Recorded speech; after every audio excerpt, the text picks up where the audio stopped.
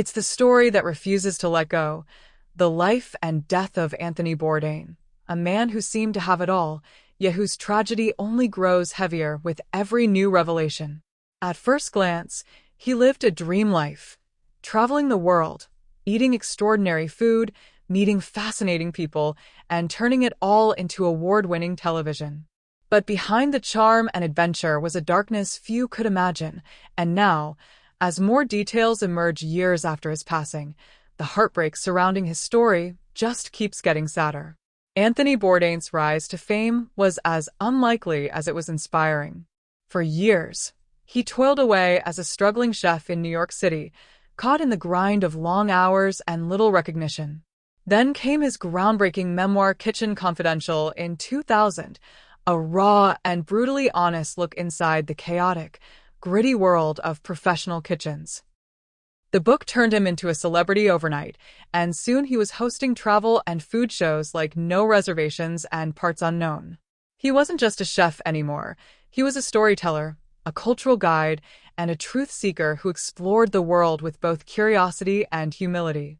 On screen, Bourdain seemed larger than life. He laughed easily, spoke bluntly, and navigated cultures with respect and admiration. But off-screen, he battled demons that never went away. He had struggled with addiction earlier in life, and though he overcame it, the scars of those years never truly healed. Friends later revealed that, even at the height of his success, Bourdain carried a lingering sadness, a sense of restlessness that no amount of travel or fame could cure.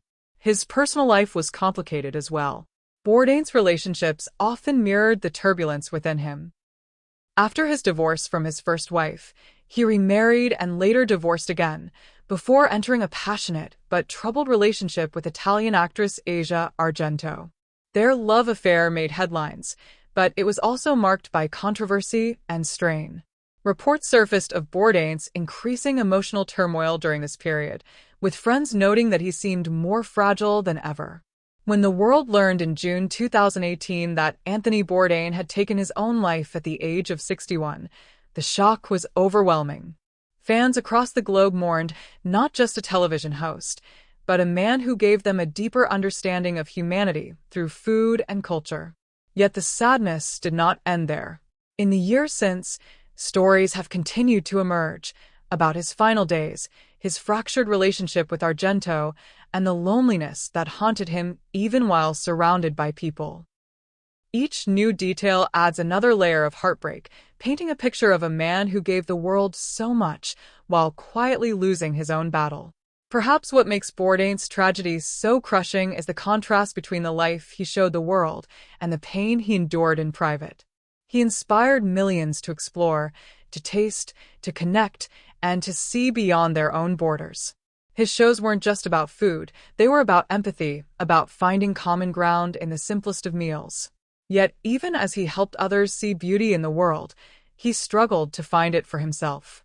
At 93, James Earl Jones finally reveals why he refused to reunite with Star Wars cast. Fans often say his death still feels unreal, that someone who embodied curiosity and courage could be gone in such a devastating way.